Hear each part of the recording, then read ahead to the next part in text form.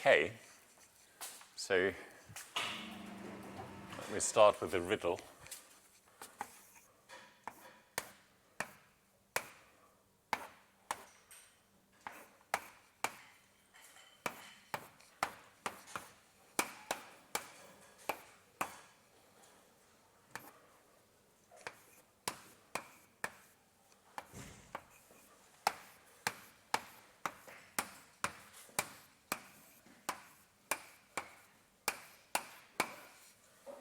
What is that?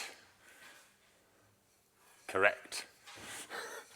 So this is a tree. These things are the leaves, and that, as you can clearly see, is the root. Right, so what do these things mean officially and formally? So the definition of a tree is not a connected forest. As I told you in lecture 1, it's a connected acyclic graph. So acyclic means doesn't contain a cycle as a subgraph. When I say contain, I usually mean as a subgraph. I don't mean induced subgraph. I don't mean anything else. Other things will come later. I just mean subgraph if I don't say anything else. Okay, that's the definition of tree. What are leaves? Leaves are quite officially any vertices in the tree that have degree exactly 1, except the root. If the root has degree 1, it doesn't count as a leaf. Now, what's the root? Usually nothing. Sometimes we pick a vertex and call it the root. And then that's the root. So there's no mathematical definition of root, right? The root is any specified vertex, sometimes, more often not.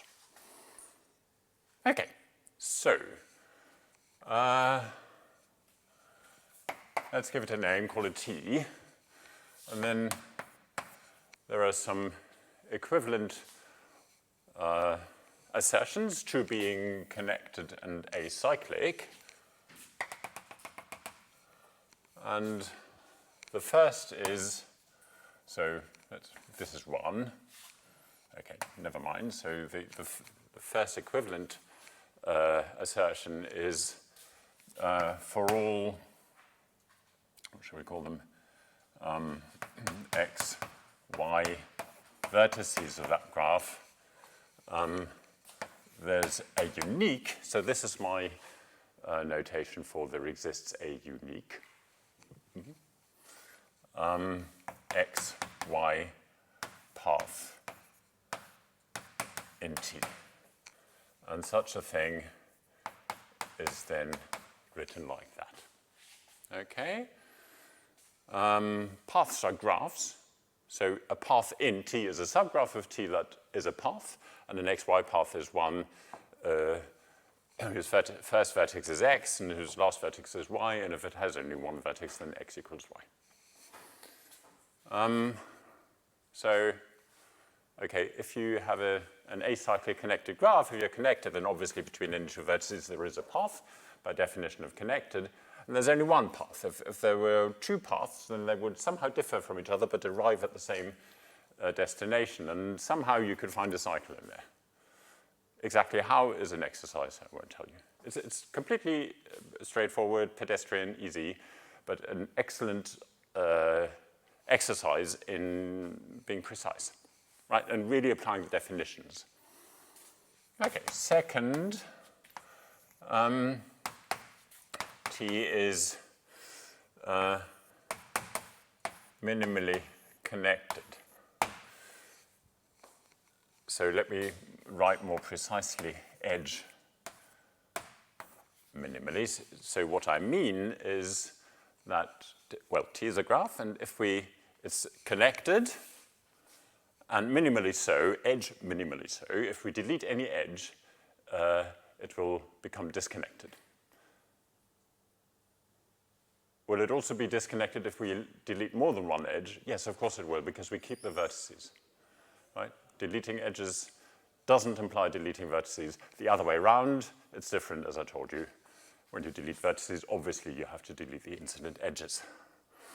Okay, so why is that true? Was it minimally connected? Well, it's connected by definition, and if you delete an edge, then you can no longer get from one of its ends to the other end. Why not? Well, if you could in the rest, then you'd have a cycle together with that edge, right? But you're acyclic, so you can't have that, and conversely, this also implies the other two.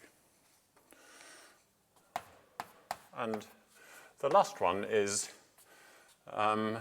T is, let me write edge again, edge maximally acyclic. So T is acyclic, it doesn't contain a cycle, and the assertion is that if you add an edge, not a vertex, just an edge, then you will create a cycle, and that is obvious because there used to be a path from here to there in T because you're connected, then adding that edge gives you a cycle. So it is clearly not only acyclic, but edge maximally so. And once more, this implies the others. Okay.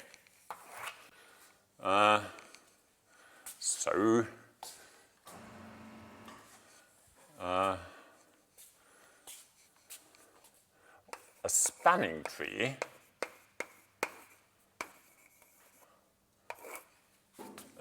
in a graph, let me write it in G, is a tree T contained in G. It must be a subgraph that spans G. What does it mean for a subgraph to span G? It means containing all the vertices, right? Because the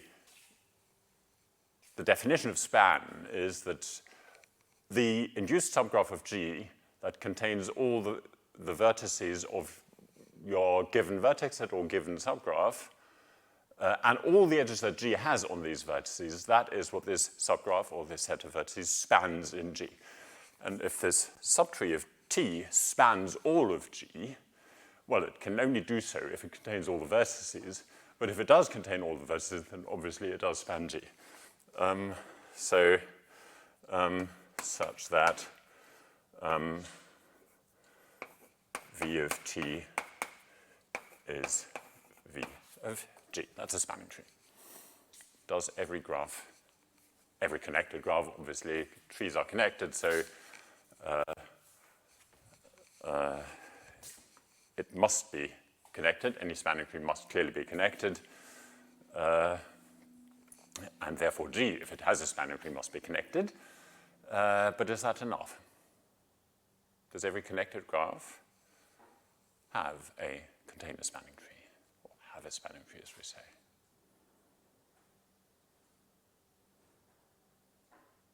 Hint, one of these four assertions trivially implies it. The other three don't.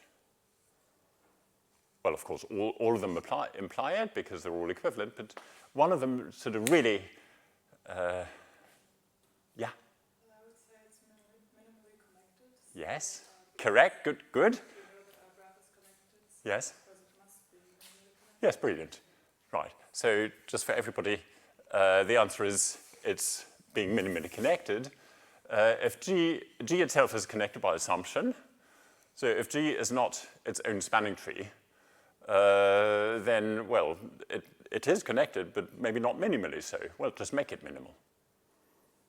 Right? You just take a smaller subgraph, a smaller subgraph, a smaller subgraph, always spanning, until you can't take an even smaller one. And if you can't, why can't you? Because you're minimal.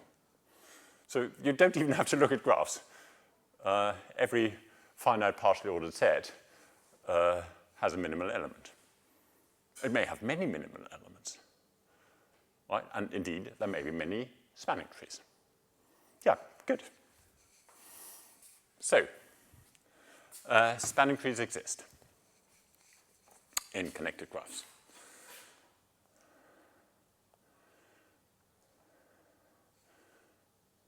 next, let R, so any vertex, doesn't matter which, be a root of T. And then with respect to that root, we define a partial ordering on the vertices of the tree, and if it's a spanning tree, then that will be a partial ordering on the vertices of G by implication. And there'll be different orderings depending on the choice of T, and even if you fix T, there'll be different orderings depending on the choice of R. Right? So given a tree, given a vertex R, we write X is at most, what should I say? Well, no, T is fixed. No, let me put R here. Y for two vertices X and Y, two vertices of T, if X is on the path from the root to Y. And I'm allowed to say on the path because this is unique. Right? There's a unique path from the root to Y, and that might contain X or it might not. If it does, we say that X is at most Y. So is that a partial ordering? Yeah. Right, so it's reflexive. Every vertex is on the path from the root to it. If X equals Y and Y equals X, they must be equal. Right, if each is on the path from the root to the other, if from the root to Y you pass X, you can't already have passed Y unless X equals Y. So yes, if X is at most Y and Y is at most X, then the two are equal, so you're antisymmetric. And are you transitive? Yes, of course you're transitive. So when you have R equals X and R is less than X, when you have X is less than Y, what does it mean? It means from R to Y you have to pass X. And if Y is also less than Z, that means from R to Z you have to pass Y. But on the way to Y, you're passing X. So X will be on the path from R to Z, and therefore X will be at most Z. So you're also transitive. Good. So that's a partial ordering on the vertex set of T. Now let me note a few properties.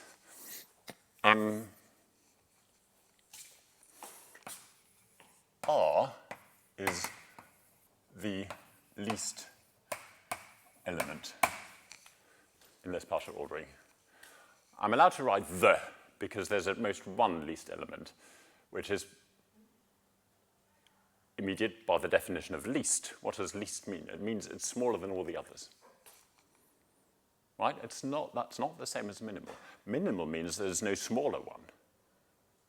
And least means it is smaller than all the others. So for all X, R is at most X. Right? Yeah. R is always on the route from R to X. Okay, next observation. I think I want leaves. No, not yet. Adjacent vertices X, Y of T are comparable. Yeah, so if you have X and Y, then you say, consider the path from R to X. So it's somewhere, and either you pass Y or you don't.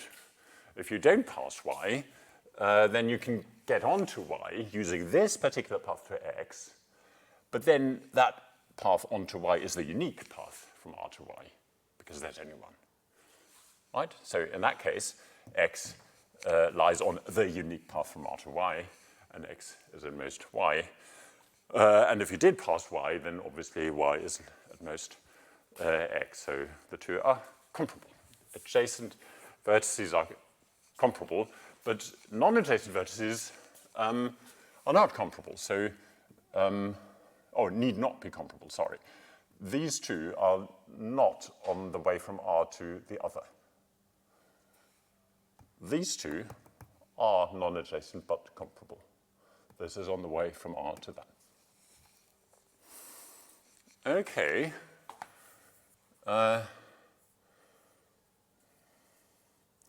X is a leaf, so a vertex of degree 1 other than R. If and only if X is maximal. Okay, so a vertex of degree 1 must be maximal. Why? If there was a bigger one, then it would be on the path from R to the bigger one. But then this path would pass through that vertex and give it degree at least 2. So it must be maximal. And conversely, if x is maximal, does it have to have degree 1? Well, it can't have smaller degree because the graph is connected. Can it have degree 2? Well, if completely don't look at the picture, if a vertex x has degree 2 and is maximal, well, where are the neighbors? They're below it. Right? Both these neighbors are below it because adjacent vertices are comparable. So they're both on the path from R to x. So it only has one lower neighbor. Okay, so that was that. And the last property is also straightforward. And that is that the downclosure of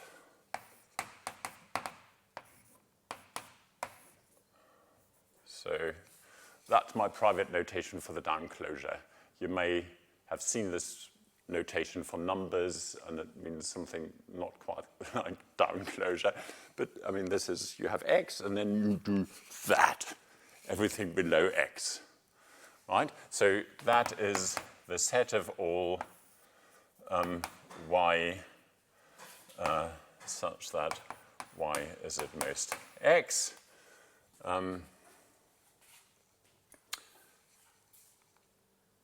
Is a chain.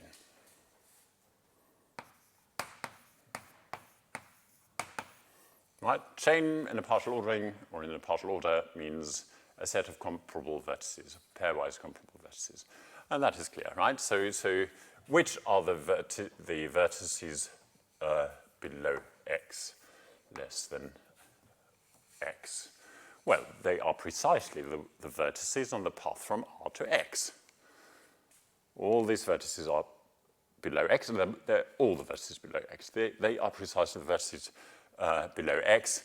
And yes, they're pairwise comparable, because if you take two of them, one of them will be encountered earlier on that path, and therefore lie on the path from R to the other. So yeah, that's the chain. And let me just define the upclosure of x as well. So that's the set of all y,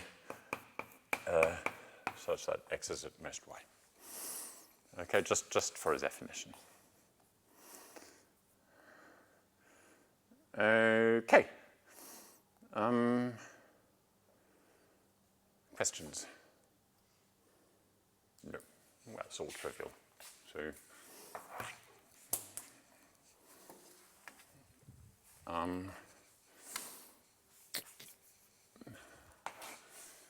important definition.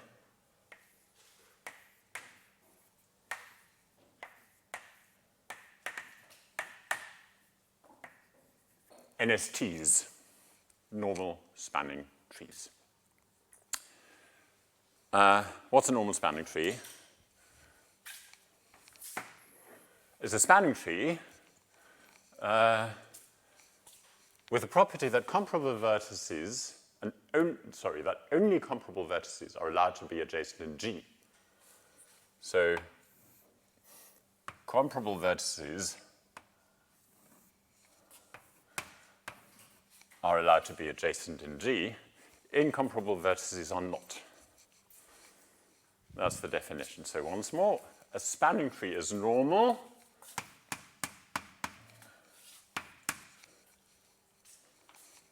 so, yeah. A spanning tree is normal if for every pair of adjacent vertices of G, these two vertices are comparable in the tree order. Right, a rooted spanning tree, sorry, with a root. Yes? I didn't quite understand the difference between tree, spanning tree, and normal spanning tree. Yeah, okay. So a tree is just any graph, a connected acyclic graph. Has nothing to do with another graph. Yes. So a subgraph of a given graph G is a spanning tree of that graph. If it is a tree, and its vertex set is precisely the vertex set of that graph. Once more, you have a big graph, and you have a tree that happens to be a subgraph of that graph that contains all the vertices. That only happens with the right edges, right? It has to have all its edges, the edges of the tree must be edges of G, yes. Mm-hmm. And then this tree is a spanning tree of G, and it is normal if all the other edges of G also join pairs of vertices that are comparable in the tree order once you have fixed a root R. Okay, so a spanning tree with a particular root chosen, call it little r, is normal if the following is true for every edge of G, including those on the tree, because they're comparable anyway. All right, so for every edge of G, the two ends, the two vertices incident with that edge, must be comparable in T. These two vertices are incomparable in the tree order. So G is a graph that contains the white edges and many, many other edges as well, yellow edges. This is not yellow. End of proof. This is not yellow. Right? Okay. Yeah? Is that clear now? Other questions? Yeah? So when we say normal, we have already fixed the root. Correct. We have fixed a root. We cannot say normal unless we fixed a root. Mm-hmm. Because we need a tree ordering. Normality always refers to that, and that needs the root. Yeah. Now, the main theorem today is theorem 155. They exist. Right? So every connected graph has a normal spanning tree. That's what I want to end at the end of this lecture. It's not hard, but we need a funny little lemma first. Okay. Let me put that here. So lemma, that comes in two. In order to prove that, we need a slightly more general notion than normal spanning tree. Okay, so definition, call a tree T subgraph of G, any tree, doesn't have to be spanning, that's the whole point now. Normal in G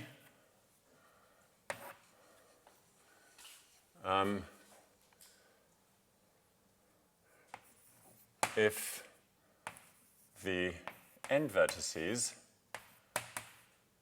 of any T path in G are comparable.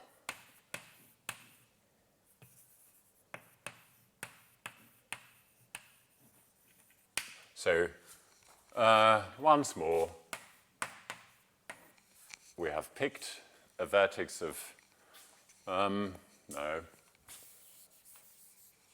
T comes first. So T needs a root. So for every tree T and for every R, a root of T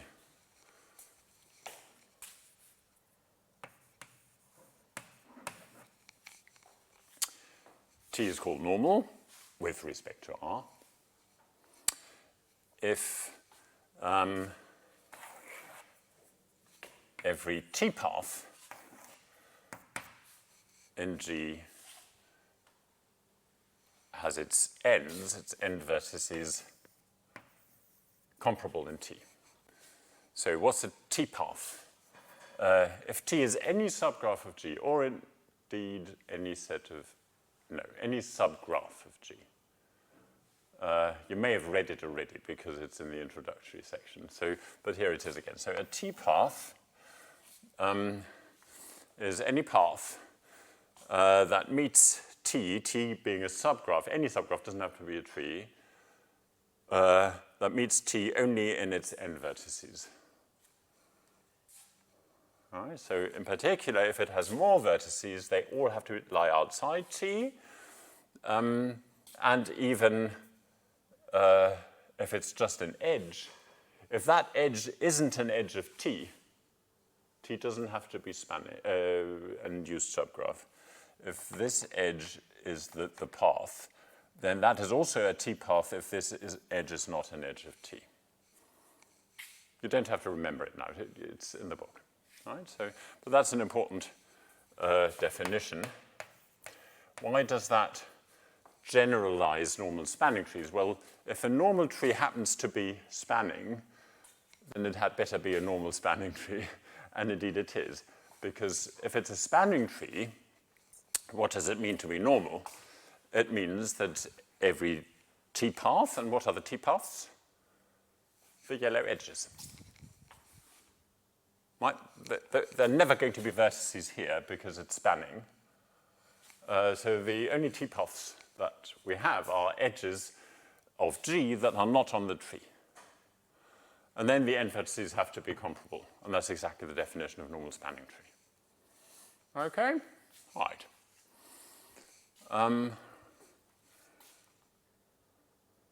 Okay. Now, yeah, I think I can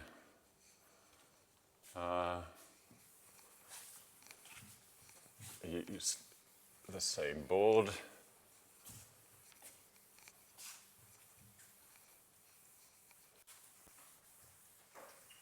You all know what a tree is now.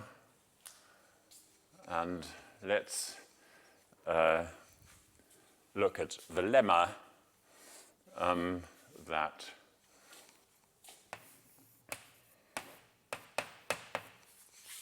lemma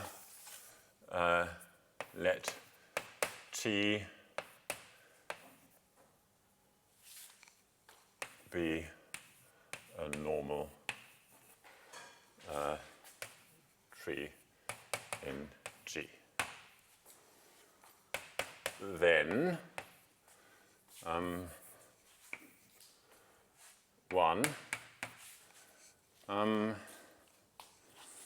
for every two incomparable edges, for every two incomparable, this word incomparable is missing in the old edition of the book that you have. So add it for every pair of incomparable vertices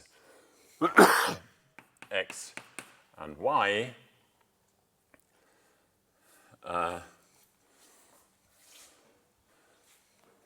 well, forgive me for continuing the sentence with R. So every two incomparable, right? This is now shorthand for, just for today, every, not for every, it means every two incomparable vertices x, y are separated in G by the intersection of their downclosures by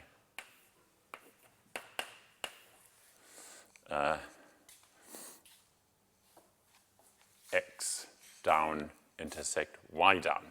So if you look at two incomparable vertices, say these two, what are their downclosures? The downclosure of this vertex is this entire chain here, all the way down to the root r. Right? The downclosure of that vertex is everything down to the root r. And this little bit here is the intersection of the two. And the assertion is that this little bit here separates these two vertices, not only in the tree, which of course it does, even that one vertex does, but even in the graph. And the reason is that, well, you can't get across above that. Right? These red edges don't exist. That's sort of the moral reason for it, and let's prove it. Okay. Proof of one.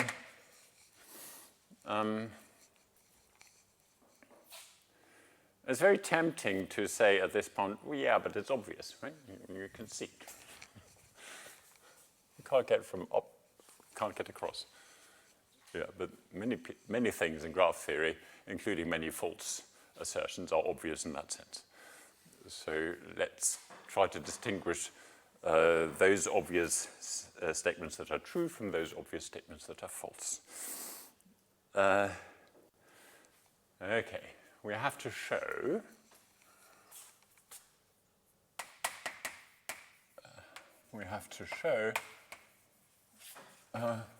that every xy path in G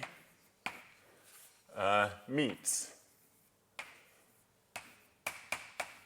x intersect y, right? That's what separates means. I haven't told you what separates means, not officially. So a set of vertices separates two other vertices not in the set, x and y, if the graph minus that set doesn't contain a path from x to y. Or equivalently, if every path from x to y in the set, in the graph, meets that set. Every path. So that's what we have to show.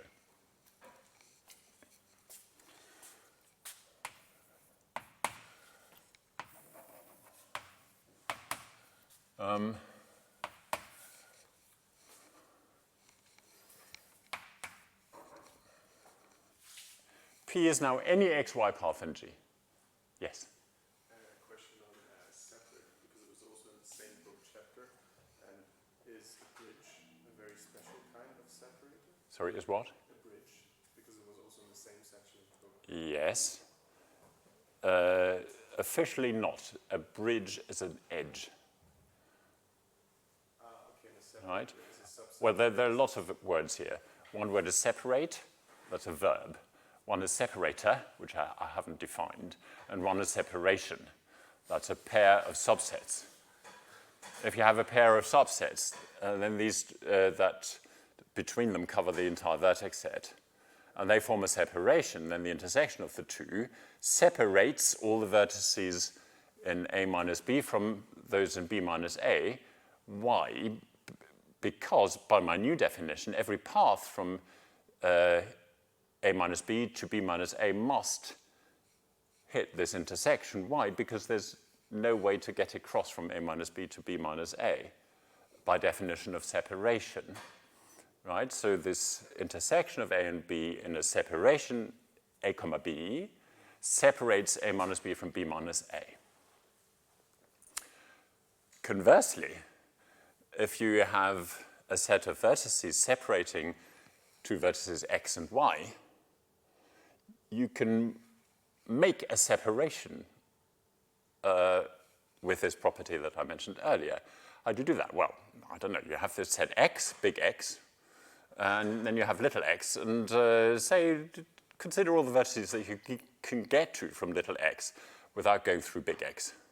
Do the same for little y. Okay, then you have a candidate for A minus B. You have a candidate for B minus A. Maybe you haven't hit all the vertices. Well, no matter. So any remaining vertices, put them on the left. Then you have found a separation where your x that you started with, which satisfied my definition of separates little x and little y, in the sense of every path from little x to little y goes through that big X, is the intersection of A and B for a separation of G, AB, where A minus B contains the little x and B minus A contains the little y. Yeah, so they're all translatable. But notice that from a separating set of vertices that separates two vertices, you don't get a unique separation. So you might have a big X, and you might have some components in G minus X. So there's a separation of these two components and X versus that component and X. That's a separation, with the intersection being X. But you could also do that from these two versus that one. That's another separation. Also, the intersection is exactly X. So there are lots of separations, not lots of, but many, if you have several components that do that. Okay, so once more, for everybody who's now confused, including myself, a set of vertices in a graph separates two other vertices if every path in the graph from between these two other vertices meets that set.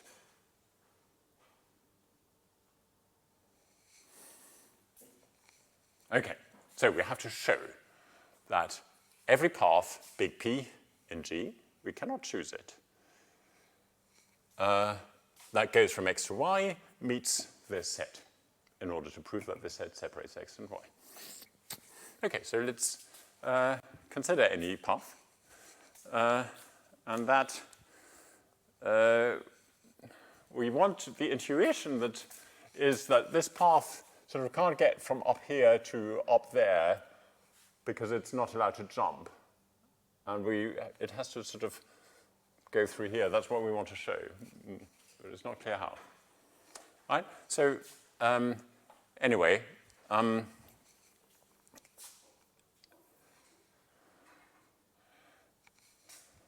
T is normal, but not necessarily spanning. So this path P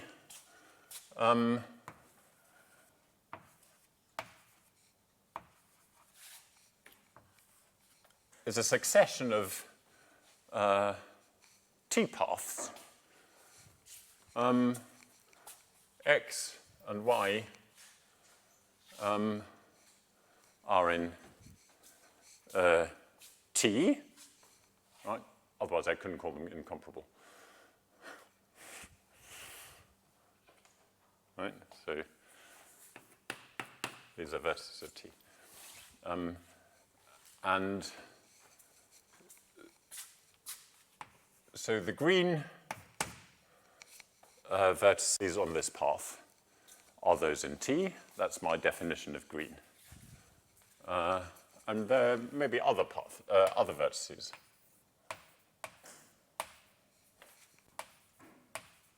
Right? Okay, so our arbitrary path from x to y in G contains some segments that are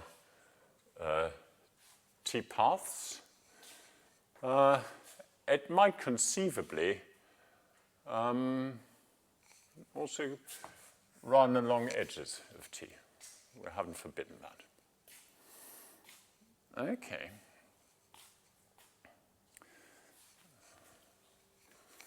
So these others are T paths in G.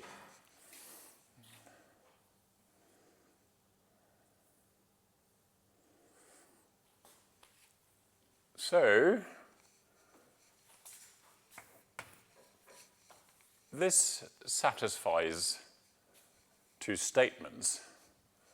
The first is that, let me give these names. So let's just enumerate them as T1, T2, and so on to T whatever n. Right? This n is not the order of G. This is just number of vertices in T that our path P hits. And then we have the following properties. The first one is that T1 and Tn are in T, S, clearly. And the second property is that for all I, for all appropriate I, Ti and Ti plus 1 are comparable in the tree order of T.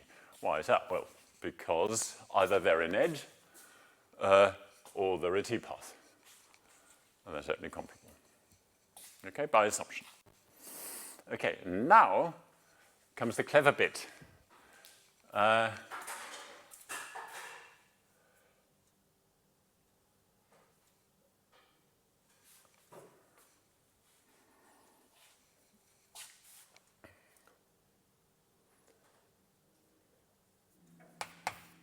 Replace, that's very informal now.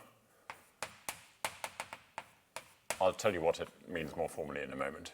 Replace the sequence T1 to Tn by a minimal sequence satisfying these two things. Okay, so by replace by a minimal sequence, I really mean find in it a subsequence that is minimal, but don't invent new indices. I hate indices, so call the subsequence T1 to Tn again. Right? Forget that you had another Tn, another sequence first. We shall never look at it again. But we shall use the minimality of the subsequence. And now what does minimality mean? There are various meanings that we could use. One is n is minimal. We can't have a shorter sequence with these two properties. The one we'll actually be using is that it doesn't have a proper subsequence that still satisfies these two things. Okay, so once more. Pick a subsequence of this sequence here that starts at x. That looks a bit weird.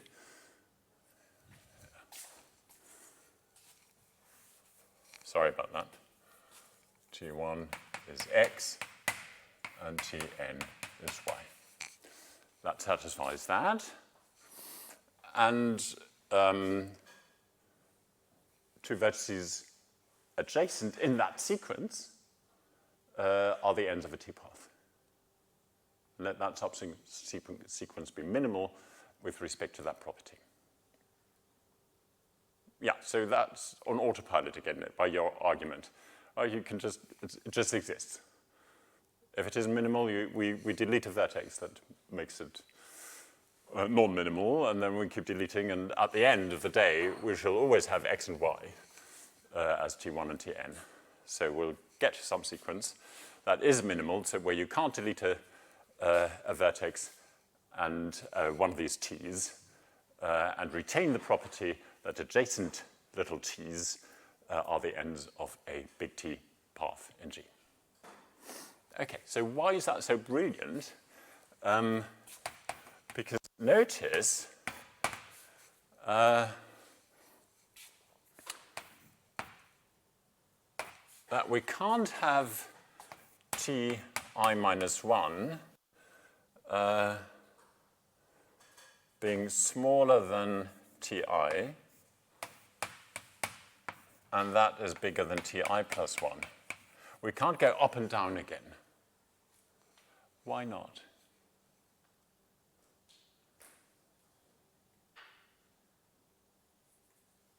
Yeah? And Ti minus 1 and Ti plus 1 would be incomparable. No, they would be comparable. So we could delete Ti. Why are Ti minus 1 and Ti plus 1 comparable if we have that? Because they're both below Ti. And the things below Ti form a chain, remember? In the tree order. So what does it mean to be below, to be less than Ti? It means being on the root, on the path from the root to Ti. And if both these are on that path, then one of them is encountered earlier. So these two are comparable. So we can just delete that from the sequence, and we'll retain the property that adjacent elements of that sequence are comparable. So we're no longer talking about G paths, about T paths.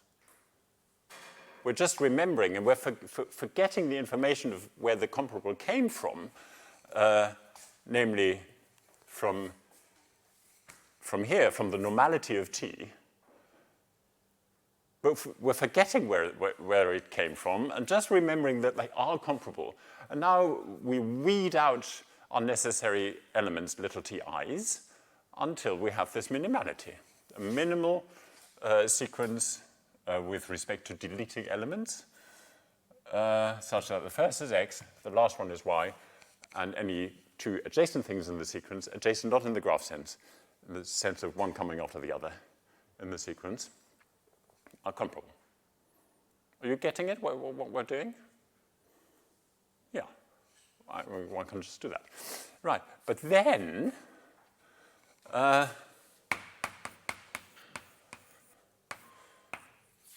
what does it mean? That means that the TIs, they can't go up and down again. So they have to go down until they go up. So they have to go down, all the way down to something, call it tk, and then they have to go up again to tn. That's the only way the sequence can look. I mean, it is quite possible that none of these exist, that tn, t1, and tn are the only elements left in the sequence, then the two are comparable. Fine. Right, so we have found such a little tk, but tk is below t1. Can we have a sequence of degree of length 2? We only have x and y left? No, because then that would be comparable. Correct, because we, by whatever I said was missing in your old edition, for every two incomparable x and y, right? X and y are incomparable. So there exists such a tk, and this tk is less than t1. They're all distinct. This is less than t1, it's also less than tn. What does that mean? It means it's in the downclosure of t1, which is x. It's in the downclosure of tn, which is y. So it's in there. So p meets that separator, that alleged separator in this vertex. Yeah. It's quite brilliant, isn't it? I mean, it's totally simple, but somebody told me that proof in a different context, much more complicated context, and I hadn't been aware of it. I always knew it was true, and I could prove it, obviously, but it was because it's easy. But yeah, so that's a very, very neat proof, I think. Questions?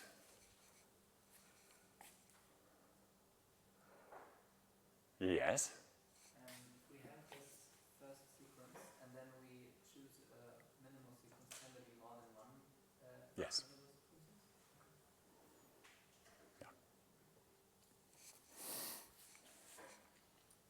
Yeah. Okay. So let's move on to 2 of the lemma, assertion 2.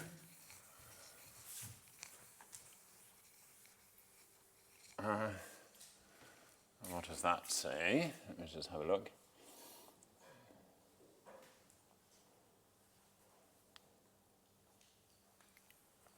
Oh, yes.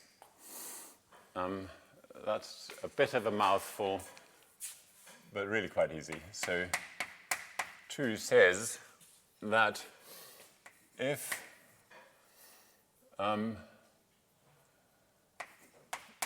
T is spanning, so the vertex set of T is the entire vertex set of G, and S, subset of the vertices of T, is closed down, that means for every element of S, any element of G, which is less than that, will also be in S. So in V of G, right? So you might wonder whether why sometimes I say closed down and sometimes I say down closed. So that's just a grammatical thing. Something is closed down, and if it is, then it's a down closed something. Right? That's just English. Right, and when it's a down closed something, you put a hyphen between down and closed, but not between closed and something. Right, so if S is a down closed subset of the entire vertex set, and the entire vertex set is on T, then, how do I phrase that? The components of G minus S, right? That notation, S is a set of vertices, that's a graph. That is the graph obtained by deleting all these vertices and the incident edges. Then the components of G minus S are the sets,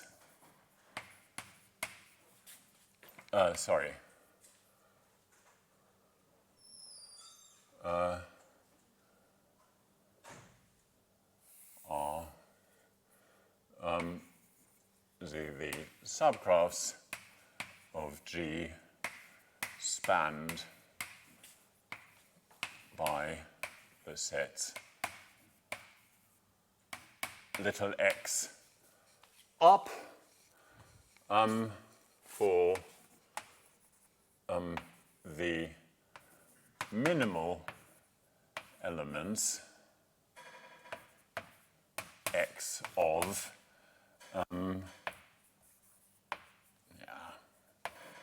V minus S.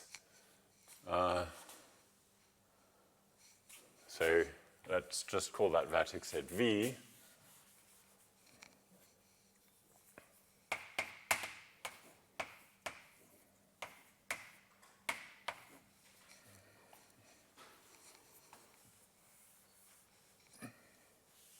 Okay.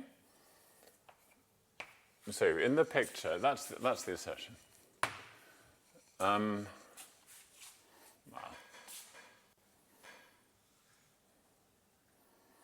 Yeah, let me spoil that picture. Last time we can use it. Once I've drawn the next thing, then it'll have become unusable. So we want a down-closed set S.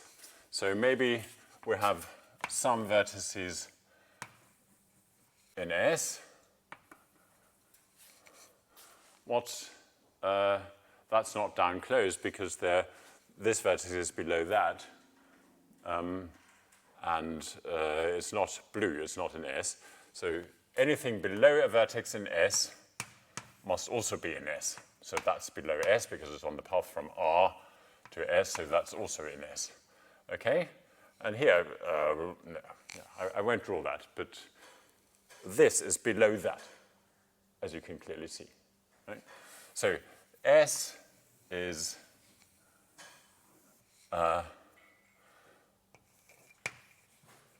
downclosed set in V, in big V. And then the components, let me delete that, or else somebody will be confused. So the components of G minus S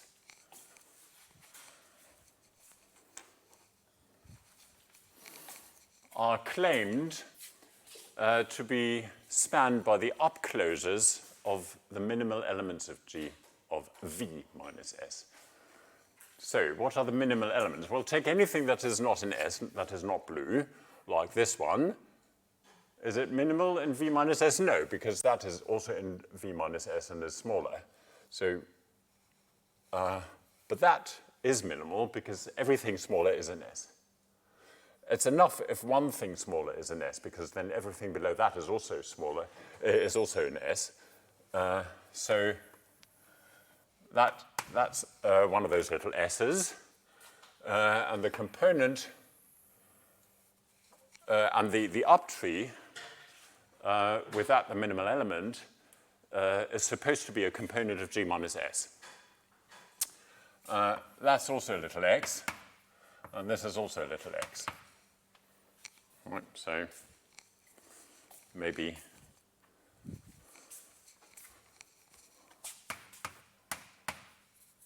there's also a little more in the uptree of that. There's nothing more in the uptree of that. Okay, so let's prove that. Here's a slightly shorter proof than what you have. So proof. First observation, I would just say that every x upclosed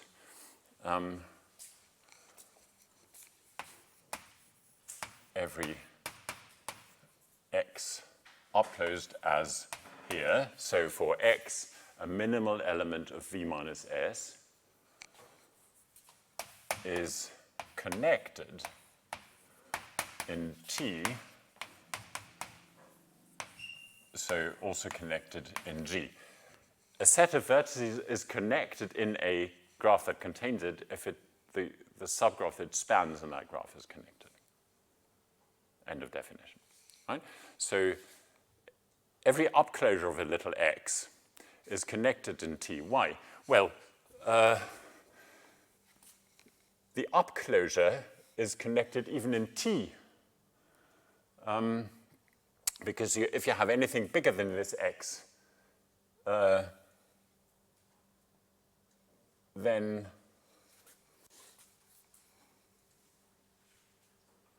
you can get to it on the path in T. So they're connected, and since they're connected in T, they're clearly also connected in G.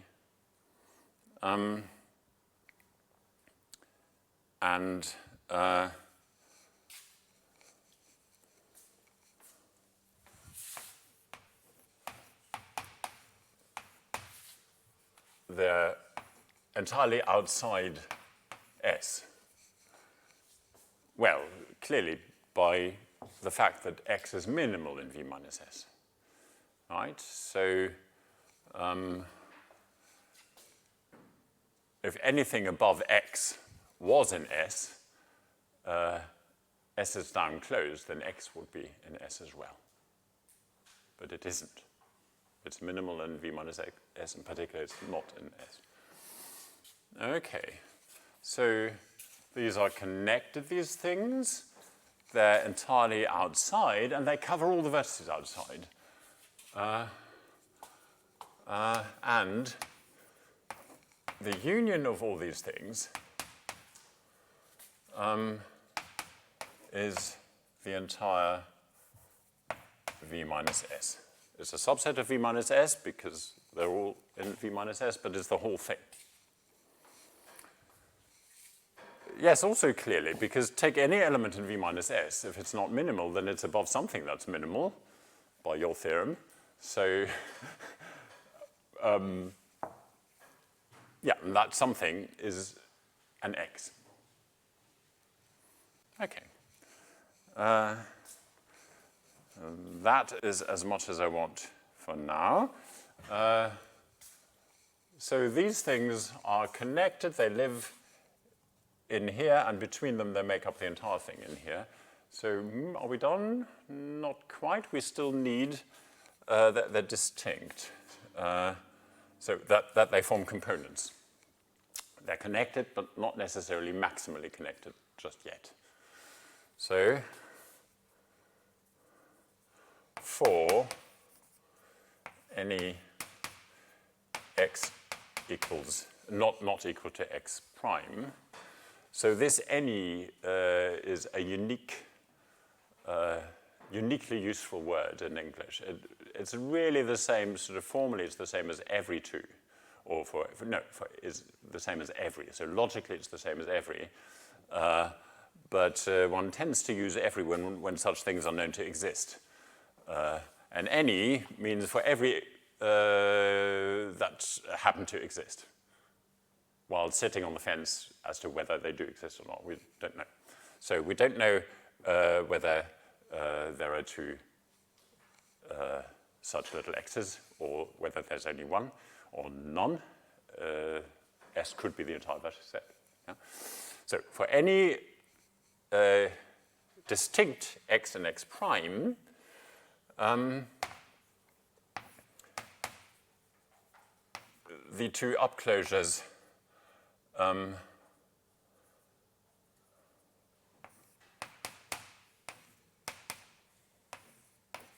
disjoint, and there's no edge from one to the other.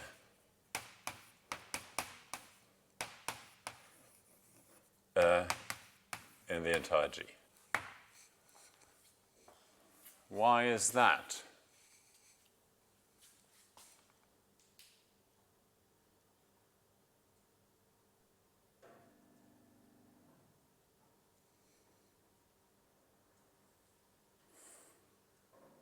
Well, they're both minimal in V minus S,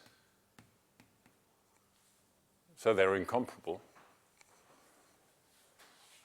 And since they're incomparable, they're separated by everything that's smaller. Not by everything, by those that are smaller than both. All right? So in particular, these two up-closed sets cannot intersect. Little x, so this is completely independent of the graph picture. If this is x up, and this is x prime up, and I'm drawing it in this sort of bad way to stop you having this in mind, then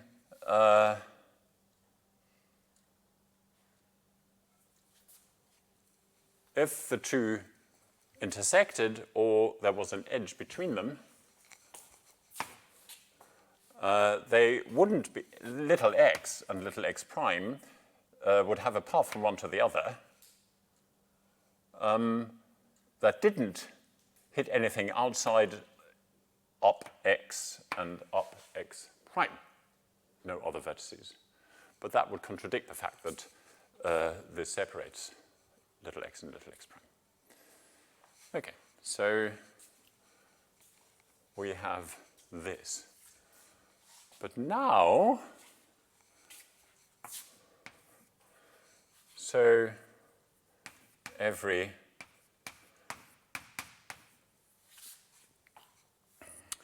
little x spans a connected subset of, or connected has to refer to something, so spans a connected subgraph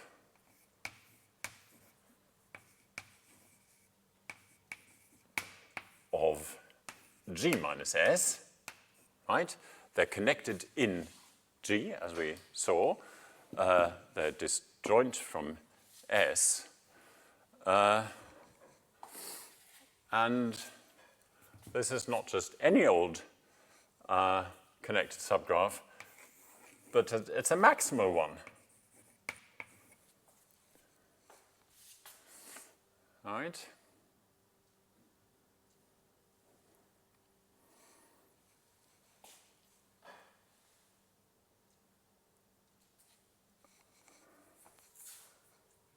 So there is a word for maximal connected subgraph.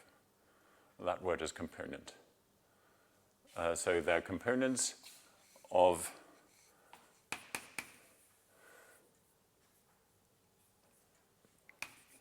these are all the components of G minus S. Yeah, end of proof. Questions? I mean, this is very, very fiddly. It's easy to be shown that, and then you say yes, yes, yes, yes. And it's also easy to prove given an afternoon, or even given an hour. But it's sort of, it might get lengthy if you just sort of do it greedily, as the mathematicians say, optimizers say. Okay, no questions? Good, then let's prove the existence of normal spanning trees using this lemma. I have one question. Yes? Which theory is that? Because in the free version of the book you provided, the lemma is 1.5.5. Yes, correct. I just noticed that too. So there's 1, 5, 5. Better? Yeah. Okay. Other questions? No. Okay, so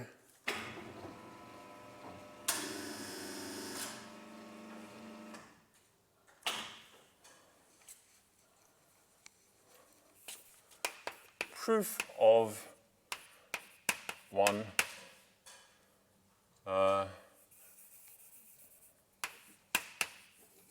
proof of the existence of normal spanning trees. Okay, in connected graphs.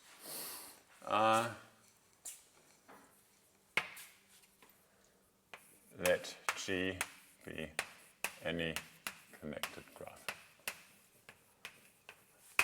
So, as you may have noticed, I always speak about finite graphs in this course. Of course, graphs can be infinite, and then not every graph has a connected graph has a normal spanning tree. Every countable connected graph has a normal spanning tree, and characterizing those that do is a very, very nice problem. It's sort of essentially solved, and there's a body of theory about it. But finite graphs all do. So let G be any connected graph, and T in G R.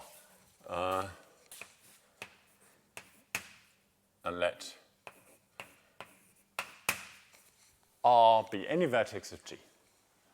And we'll prove that there is a normal spanning tree with root R. Let T be normal in G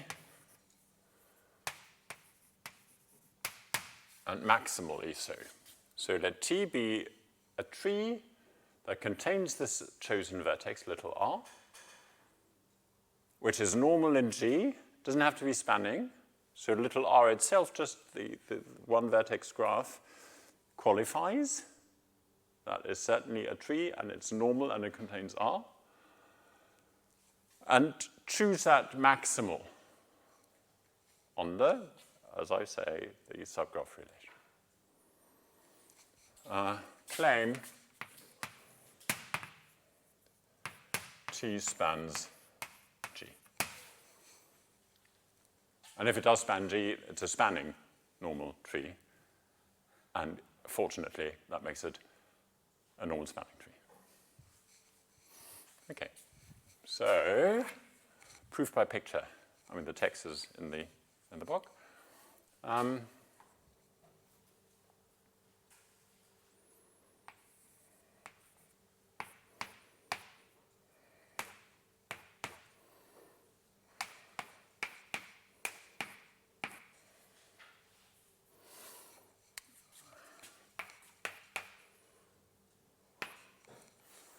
Right, so that's our T. Suppose it isn't spanning. Suppose there are some vertices that it doesn't contain, vertices of G. Consider a component, call it C, of G minus T. And G minus T is defined as G minus the vertex set of T. Okay. Claim the neighborhood of C, n of C, all those vertices of G that are outside C, but adjacent to a vertex in C. So that's a set of vertices, is a chain in T. And of course, I mean in the vertex set of T. So they're pairwise comparable. Why? Well,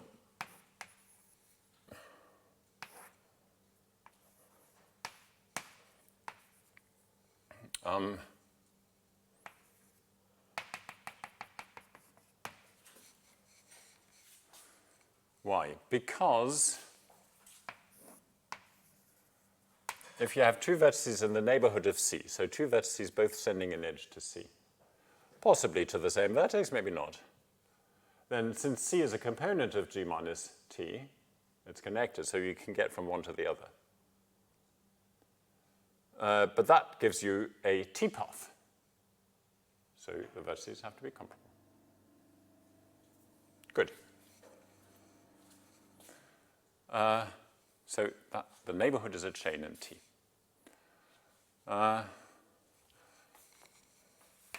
Let X be its maximal,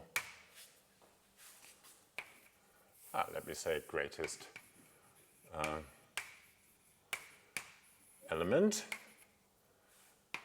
So a chain obviously has at most one maximal element, so I could have written the great maximal element.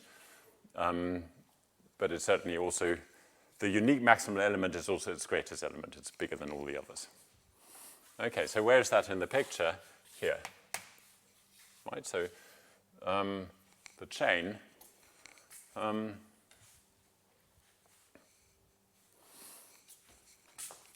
of C is this. It's not downclosed, it's just a chain. Let X be the maximal element. And let pick a neighbor Y of X in C.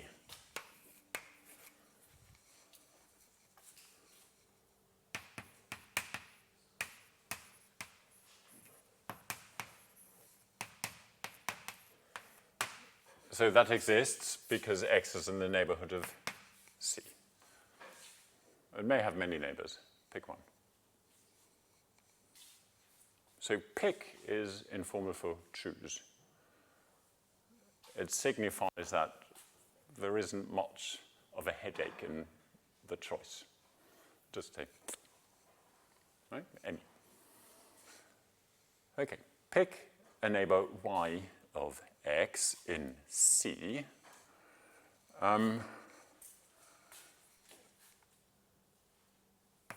Let T prime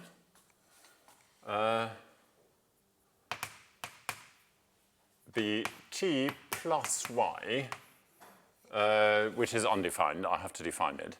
So it means that join y to x.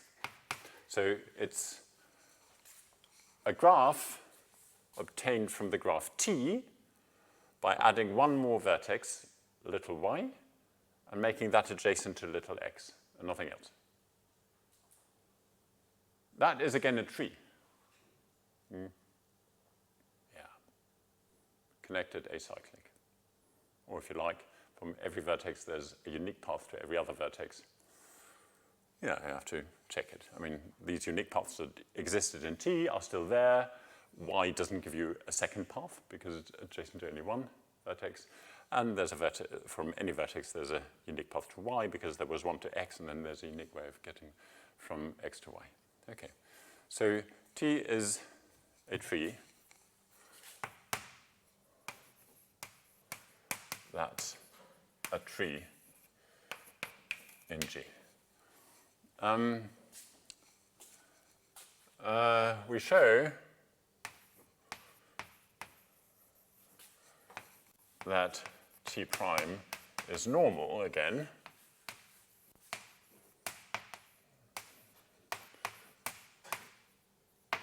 And that will give a contradiction to the maximality of T. Okay, so what do we have to show? We have to show that for every T prime path in G,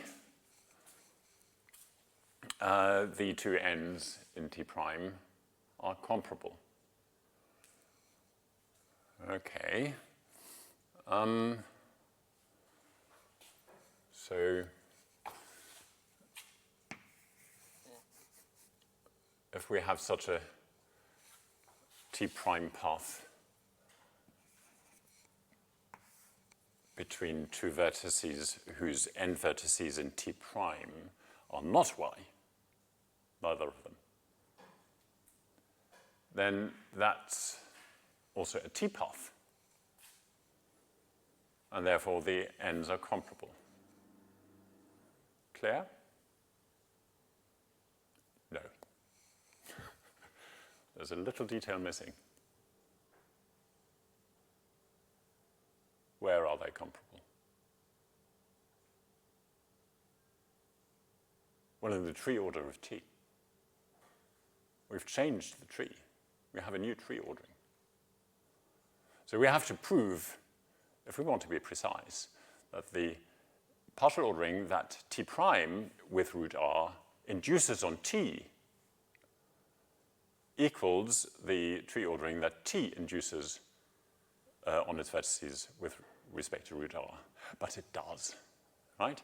So, but that was because Y was sort of added at a leaf. You can walk through these steps. I just want to alert you to the fact that really there's something to prove here. Right, so these vertices are comparable in the tree order of T with respect to R, but that is in fact induced by the tree order of T prime with respect to root R. One of them lies on the path in T from R to the other, and that path still exists in T prime because T prime contains T, and since T prime is a T, it's the unique path from R to that other vertex in T prime even, and that proves that even in the tree ordering induced by T prime with respect to R, the vertex is less than that other vertex. Okay, so yeah, that's case one. when these two ends of our hypothetical G-path are both in T. Now, if they're not both in T, then one of them is Y.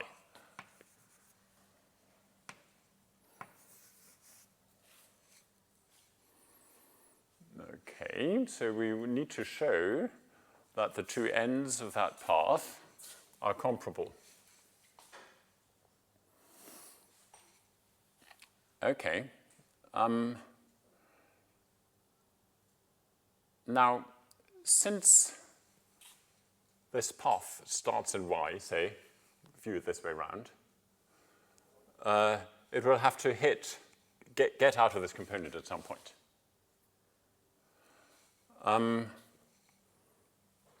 Let's consider the first vertex where it gets out of that component. That vertex is in the neighborhood of that component in N of C, and therefore that vertex is below X in the old tree ordering, and therefore also in the new tree ordering. So this vertex is below X, but X is below Y in the new tree ordering, because there's no way of getting from R to Y other than by going through its unique neighbor.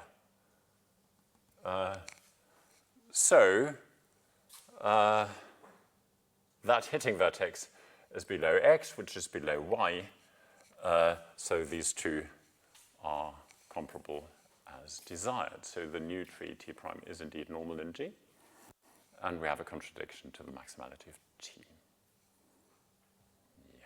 Questions?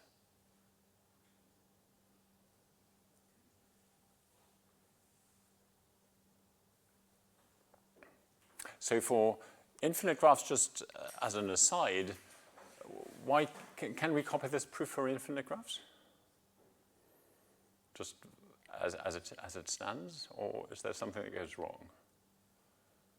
Maybe we don't find maximal. Correct. Correct. The neighborhood of any component left is still going to be a chain by definition of normality, but it might not have a maximum. Yeah, and then we don't know where to attach this component, so one has to be more careful. And it's fun to be more careful. So proofs about infinite graphs are usually more fun because they force you to think more about the structure.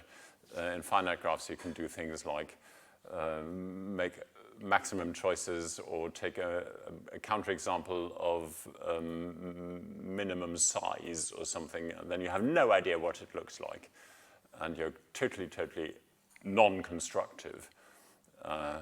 So infinite graphs force you to be constructive, quite the opposite of what most people would think, especially people from computer science always used to think, well, we think in terms of algorithms. Yes, they do, but they can't redo proofs for finite graphs that we do all the time, which go by induction and are not constructive. But those proofs for finite graphs that do carry over to, say, countable graphs tend to be the constructive ones that they can then use for algorithms. So infinite graphs are useful for computer scientists. Other questions? No. Okay, that's it for the day. Thank you very much.